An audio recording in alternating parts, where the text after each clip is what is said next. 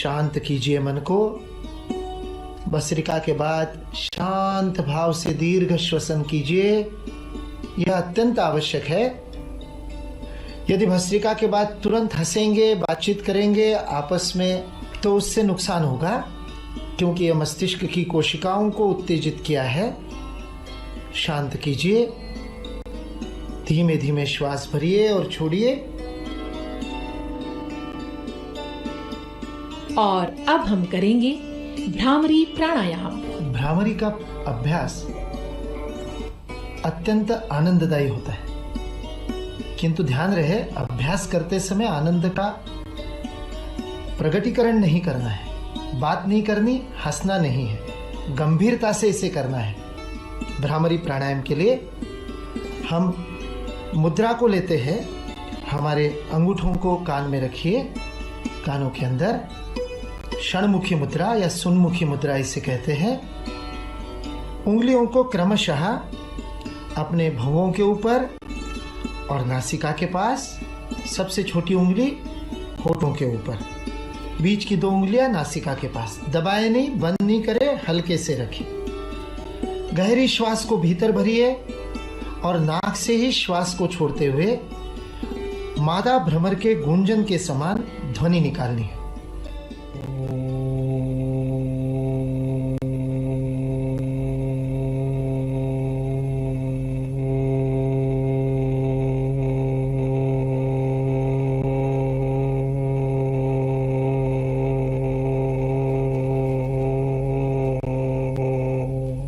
सामान्य रूप से जहां तक श्वास आप छोड़ सकते हैं वहां तक गूंजन करें, जबरदस्ती ना खींचे। गूंजन के स्पंदनों का अनुभव करें। श्वास को छोड़ते समय गूंजन, बीच में श्वास को भरना है। अपने गति से, क्रम से करें। श्वास को भरे, छोड़ते हुए भ्रामरी की गूंजन।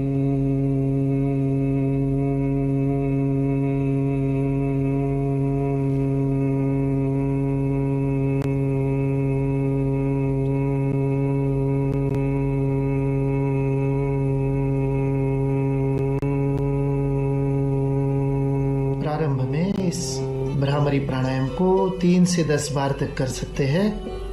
फिर धीरे धीरे अभ्यास हो जाए तो प्रतिदिन 21 चक्र इसके करने से अत्यंत लाभदायी होता है। हाथों को नीचे छोड़ दीजिए, आंखों को बंद रखिए। सूर्य नमस्कार और प्राणायाम के अभ्यास के द्वारा हमारे मन में ऊर्जा, आनंद, तेज का जो संचार हुआ है उसे अनुभव करें शांत भाव से। दोनों हथेलियों को एक दूसरे पर हल्के से मलिए। गर्माश का अनुभव। हथेलियों के गद्देदार हिस्सों को आंखों पर स्पर्श करें। गद्देदार हिस्से, उंगलियां नहीं, न दबाए न मले, केवल रखें हल्के से। आंखों को सेक पहुंचा रहे हैं। धीरे से चेहरे को सहलाते हुए हाथों को नीचे छोड़ दे। अंदर आते प्रकाश का अनुभव करते हुए धीरे धीरे आंखों को खोलिए। प्रथम दृष्टिपात पर मुस्कुराइए। हम सभी संकल्प लें कि सूर्य नमस्कार और प्राणायाम को इसी ऊर्जा और उत्साह से दैनिक जीवन में शामिल करेंगे। ये व्यायाम मन के साथ मस्तिष्क को भी दृढ़ता प्रदान करता है। कहा गया है कि जब दिमाग कमजोर होता है तो परिस्थितियां समस्या बन जाती हैं। जब दिमाग स्थिर होता है तो परिस्थितियां चुनौती बन जाती हैं। परंतु जब दिमाग मजबूत होता है तो परिस्थितियां भी अवसर बन जाती हैं। अब सूर्य नमस्कार के अंत में राष्ट्रगान होगा। आप सभी से अनुरोध है, कृपया खड़े होने का कष्ट करें। राष्ट्रगान का प्रसारण आरंभ किया जा रहा है। भारत भाग्य विधाता, पंजाब सिंधु गुजरात मराठा।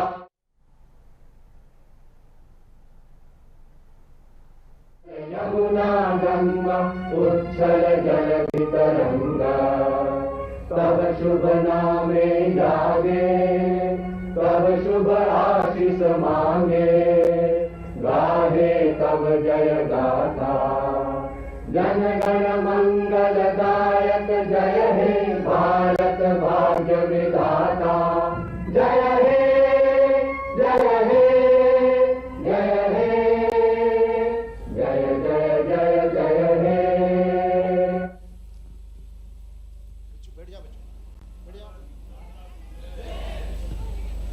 बढ़िया बच्चों।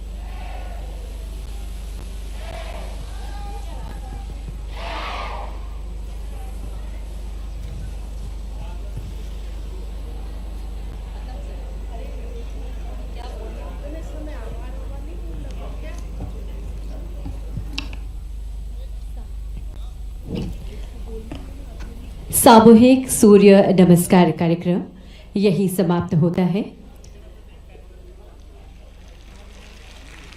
आप सभी की सक्रिय भागीदारी से निश्चित ही आज का ये कार्यक्रम सफलता की ऊंचाइयों को छू रहा है।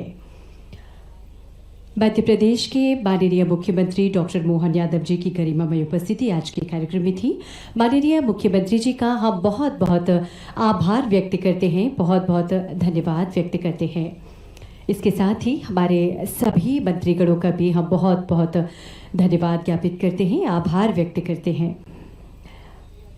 आज के कार्यक्रम में उपस्थित हमारे सभी शिक्षकगणों का, सभी गणमान्य अतिथियों का, सभी विद्यार्थियों का भी हम हृदय से धन्यवाद करते हैं।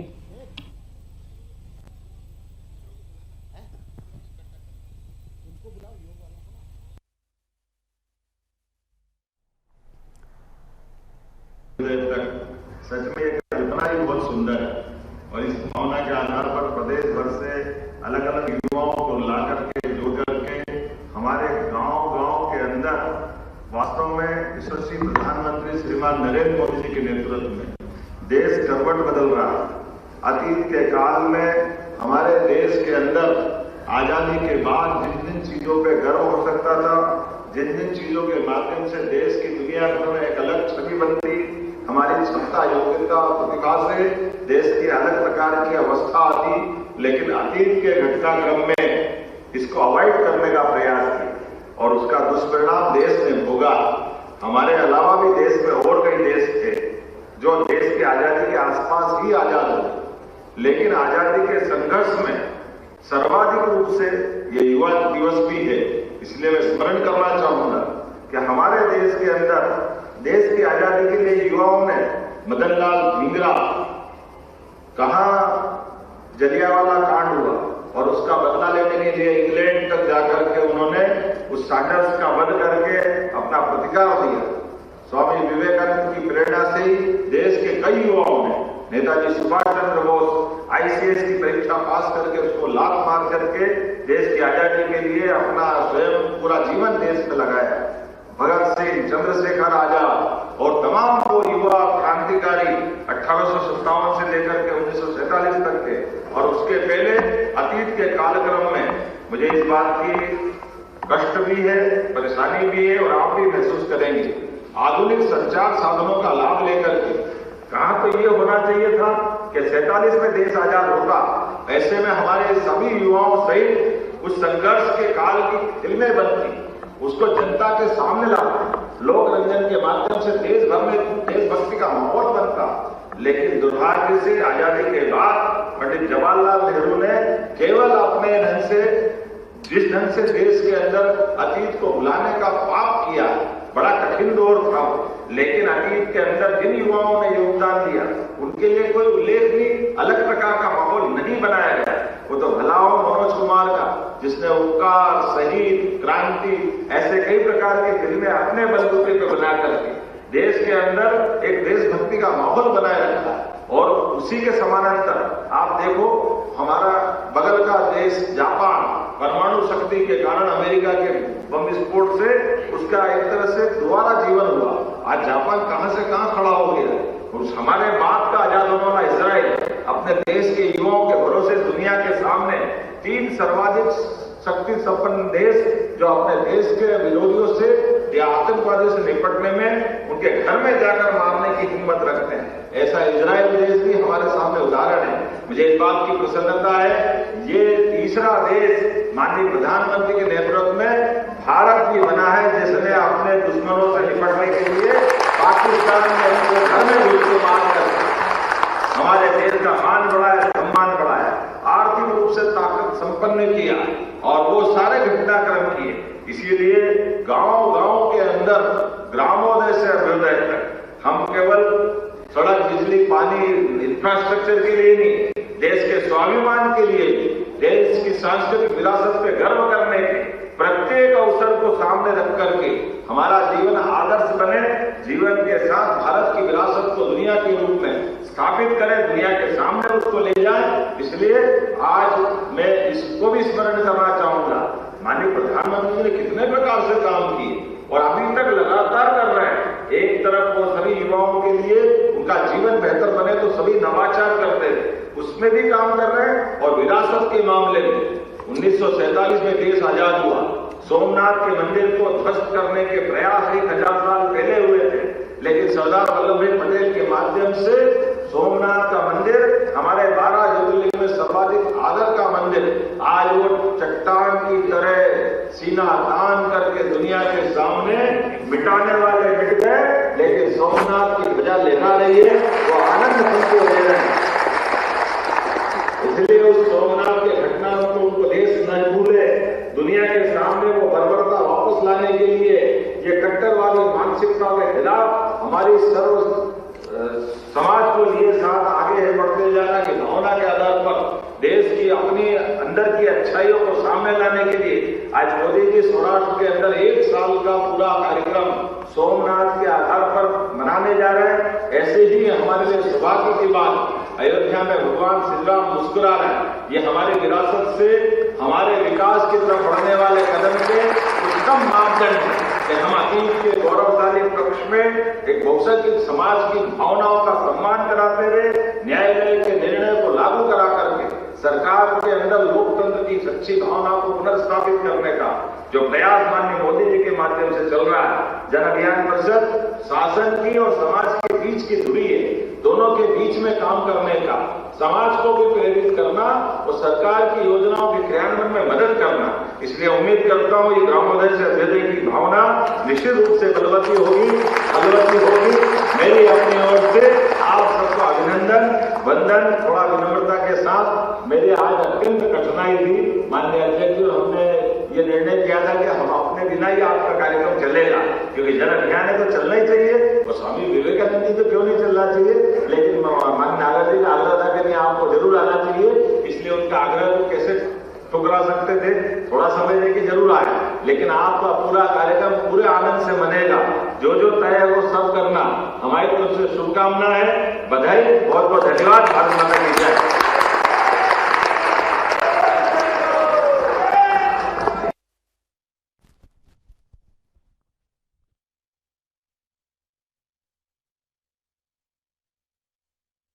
मुख्यमंत्री जी का विजन है कि मध्य प्रदेश को सशक्त, समृद्ध और अग्रणी बनाना है और इसी विचार के साथ मध्य प्रदेश में आज राज्य स्तरीय मध्य प्रदेश स्टार्टअप समिट 2026 को वे संबोधित करने के लिए हमारे बीच पधार रहे हैं। मध्य प्रदेश जो स्टार्टअप का हब बन चुका है, जहां भोपाल, इंदौर, जबलपुर, ग्वालियर, सागर, रीवा, शहडोल जैसे शहर के युवा एंटरप्रेन्योर आदरणीय मुख्यमंत्री जी के नीतियों से, प्रोत्साहन से उन्नत हो रहे हैं, प्रगति का मध्य प्रदेश कर रहे हैं। ऐसे ही मध्य प्रदेश के हम साक्षी बन रहे हैं। और इंदौर, जहां सिर्फ इंदौर में ही 2200 से अधिक स्टार्टअप्स हैं, ऐसे सभी जिले में अब स्टार्टअप्स उभर कर आ रहे हैं माननीय मुख्यमंत्री जी की प्रेरणा से। तो ये अनूठा अवसर है। जैसा कि हम सभी जानते हैं कि मध्य प्रदेश किसानों की भी धरा है, कृषि और किसानों के कल्याण के लिए भी निरंतर माननीय मुख्यमंत्री जी तत्पर हैं। और अब कृषि के क्षेत्र में भी हम स्टार्टअप्स को देख सकते हैं।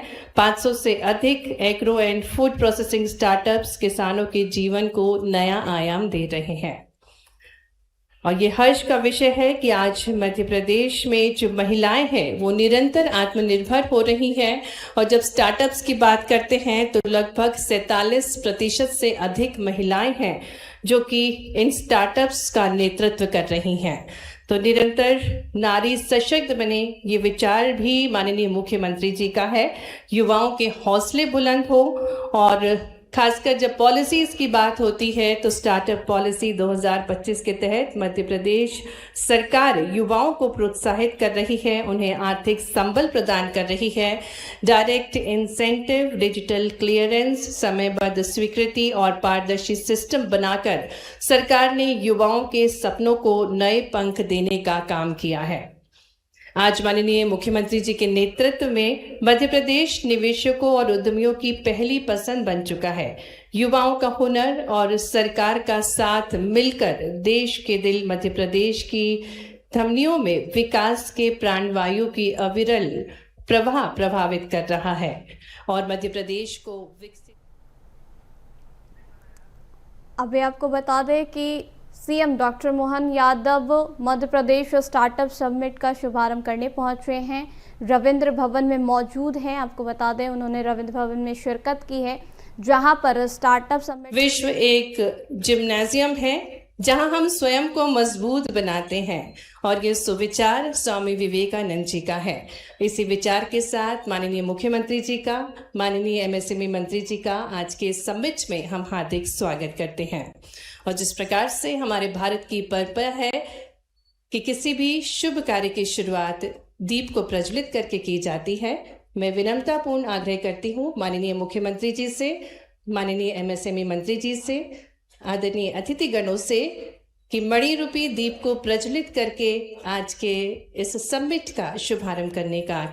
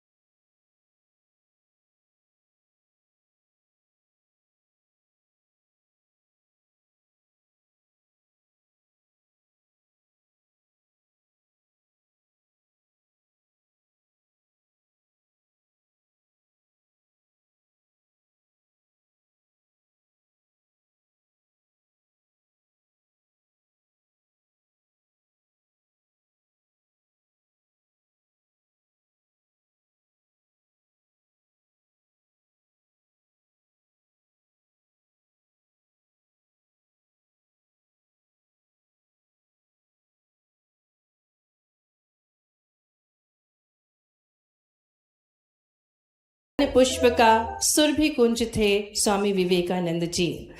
मस्तक पर भी अर्णव रेखा थी जिनके, चकित रह गया जिसने देखा स्वामी विवेकानंद जी को।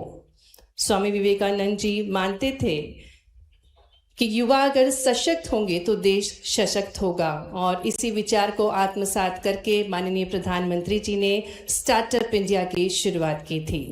मंच पर हम माननीय मुख्यमंत्री जी का, सम्मानीय अतिथिगणों का हार्दिक स्वागत करते हैं, हार्दिक अभिनंदन करते हैं। जहां सोच सीमाओं को तोड़ती है, जहां सपने साहस के साथ कदम बढ़ाते हैं और जहां नवाचार विकास का मार्ग बनाते हैं, ऐसे ही संकल्पों के साथ मध्य प्रदेश स्टार्टअप समिट 2026 में आप सभी का अभिनंदन करते हैं। मध्य प्रदेश आज उस परिवर्तन की कहानी लिख रहा है जहां युवा सिर्फ नौकरी ढूंढने वाला नहीं बल्कि रोजगार देने वाला उद्यमी बन रहा है। यह वह प्रदेश है जहां नवाचार को नीति का साथ, प्रतिभा को प्लेटफॉर्म और सपनों को सरकार का भरोसा मिल रहा है। आज का ये आयोजन उस हजारों स्टार्टअप्स की उम्मीद है जो कहते हैं हम सिर्फ शुरुआत नहीं करते, हम भविष्य की नींव करते हैं। एक बार जोरदार तालियों के साथ मंच पर माननीय मुख्यमंत्री जी का सम्मानीय अतिथिगणों का हम स्वागत करते हैं और स्वागत के लिए मैं निवेदन करती हूँ आदरणीय प्रमुख सचिव श्री राघवेंद्र कुमार सिंह जी से कि वे माननीय मुख्यमंत्री जी का आज के इस मध्य प्रदेश स्टार्टअप समिट 2026 में स्वागत करें। आइए जोरदार तालियों के साथ जिनकी अनूठी सोच है, जो निरंतर अपने प्रयासों से मध्य प्रदेश की अनंत संभावनाओं को पूरे विश्व तक पहुंचा रहे हैं, तालियां जोरदार बजनी चाहिए। इतनी विशाल संख्या में ऊर्जावान युवा शक्ति हमारे बीच उपस्थित है। माननीय मुख्यमंत्री जी को शॉल और हमारे ग्वालियर का जीआई टैग प्राप्त स्टोन से निर्मित स्मृति चिन्ह भेंट करके स्वागत किया जा रहा है। आदरणीय प्रमुख सचिव महोदय जी से निवेदन करते हैं कि वे आदरणीय एमएसएमई मंत्री श्री चैतन्य काश्यप जी को पौधा और शॉल के साथ उनका भी आज के इस मध्य प्रदेश स्टार्टअप समिट 2026 में स्वागत करें। तो एक बार जोरदार तालियां आदरणीय एमएसएमई मंत्री जी के लिए।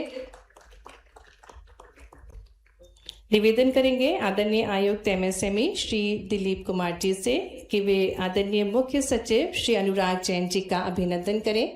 तालियों के साथ हार्दिक स्वागत है आदरणीय मुख्य सचिव श्री अनुराग जैन जी। तो तालियां जोरदार बजती रहना चाहिए।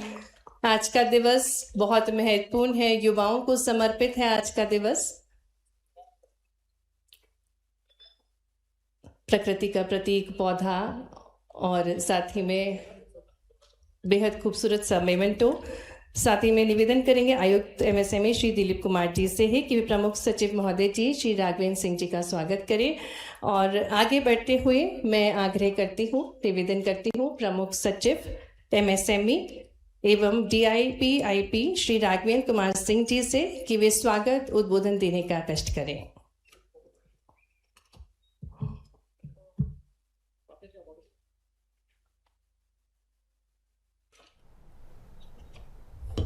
किया है।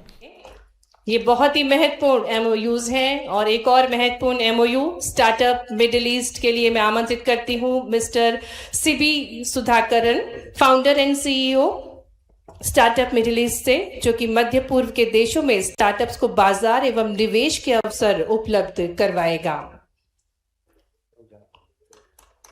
स्टार्टअप मिडिल ईस्ट और MSME department government of Madhya Pradesh के मध्य ये महत्वपूर्ण MOU हो रहा है।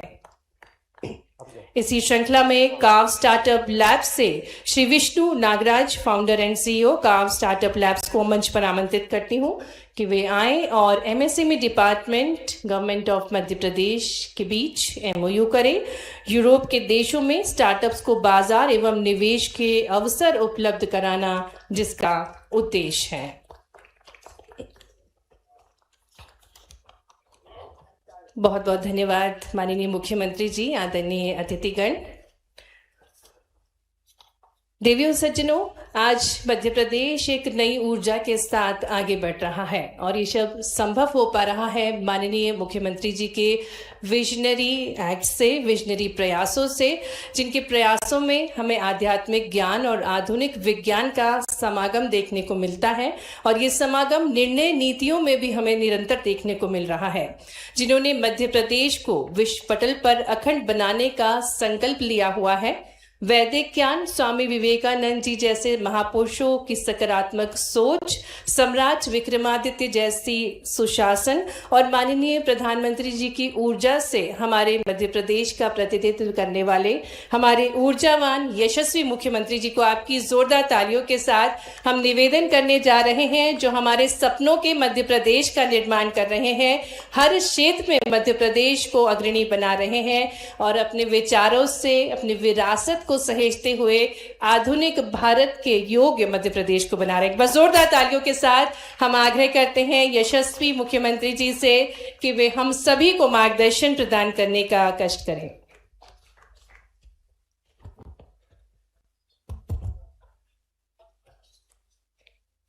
मध्य प्रदेश स्टार्टअप समिट के इस आयोजन में मंच पर विराजमान माननीय मंत्री श्रीमान चैतन्य कश्यप जी, इस अवसर पर माननीय CS अनुराग जी,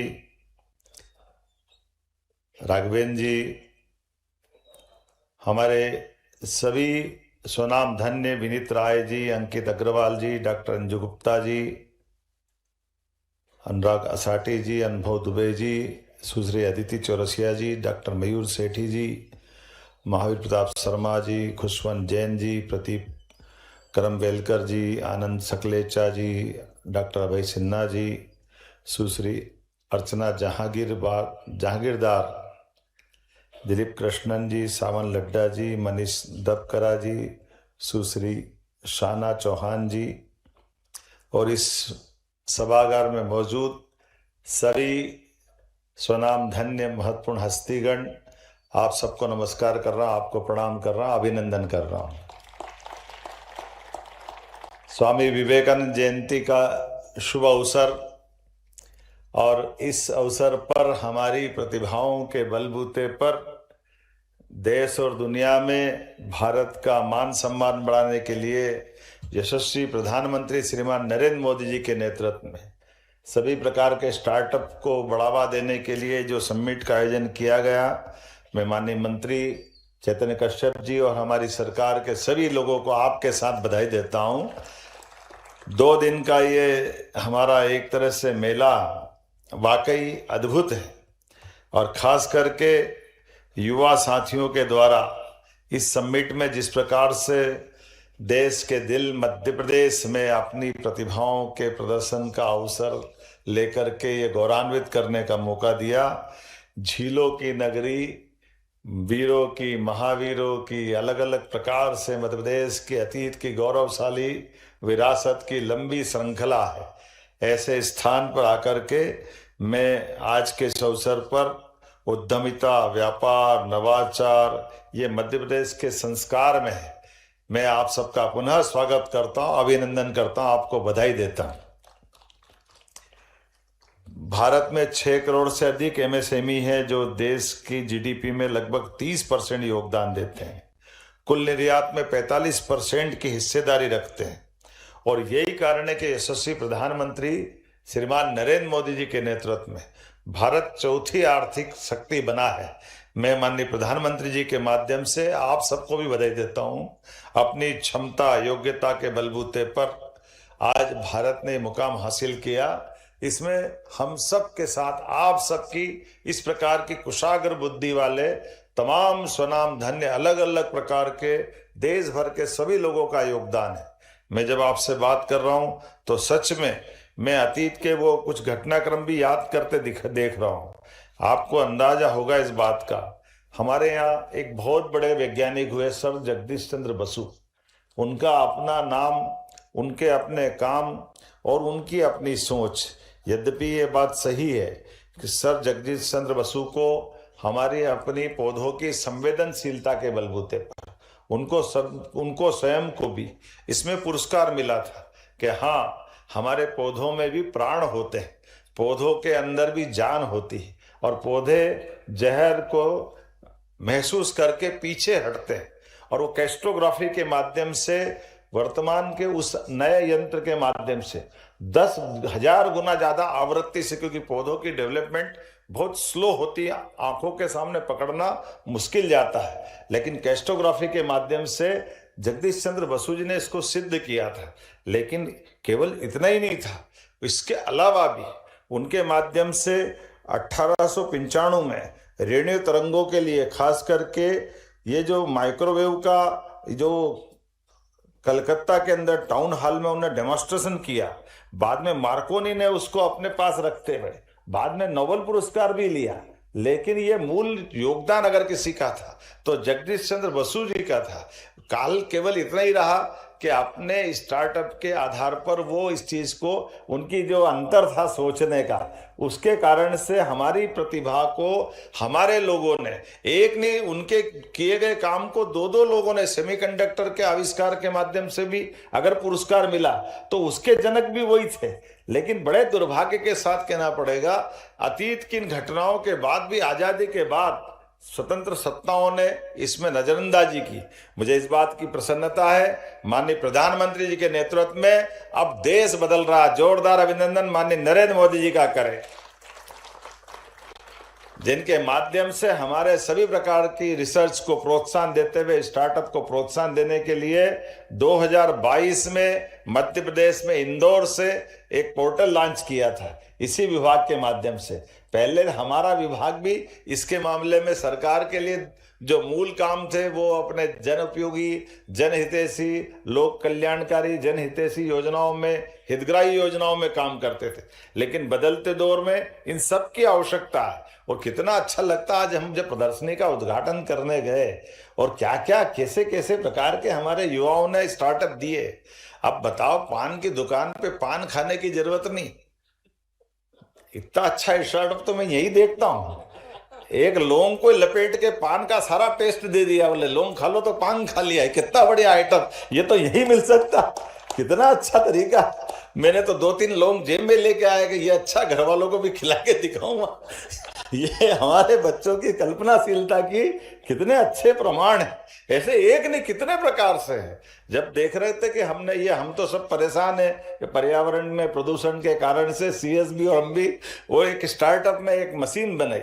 मशीन में EV के माध्यम से एक तरह से छोटा ट्रैक्टर है, 1 एकड़ फसल चाहे गेहूं हो चना हो केवल 10 रुपए में काटेगा 1 घंटे के अंदर। वो मशीन चलाएगा, बैटरी चार्ज रहेगी, आराम से फसल कट जाएगी। और मालूम पड़ा कि ज्यादा एकड़ ज्यादा जमीन हो तो एक बैटरी स्पेयर में रख लो। अब ये कितने छोटे छोटे चीजों में काम निपट रही, जब इसके कारण से वो जो हमारी नरवाई जलाने की जो संकट रहती है वो नीचे जड़ से ही काट देगा। तो अपने आप एक नहीं, मैं बहुत सारे उल्लेख कर सकता हूं, लेकिन वाकई ये आज के इस दौर में इसी बात की आवश्यकता है। मुझे इस बात की प्रसन्नता, कई सारे मित्रों को हमने पुरस्कार भी दिए, सम्मानित भी किए। और माननीय प्रधानमंत्री जी के नेतृत्व में हमारी सरकार भी, जब से हमारी सरकार का गठन हुआ है, हम सब इन सारी बातों को प्रोत्साहन दे रहे हैं। जीवन की मूलभूत सुविधाओं के साथ साथ हमको इस प्रकार के नवाचारों को भी प्रोत्साहन देने की आवश्यकता है। और भारत को आर्थिक रूप से संपन्न बनाने के लिए हमारे इसी ही सब प्रकार के संवर्धन से काम को हासिल करते हुए आज 4थे नंबर की अर्थव्यवस्था भारत बना है, बहुत जल्दी 3रे नंबर की बनेगा और आने वाले समय में भारत नंबर 1 का बनेगा। मेरी अपनी ओर से पूरे आयोजन के प्रति बधाई, बहुत बहुत धन्यवाद। भारत माता की जय।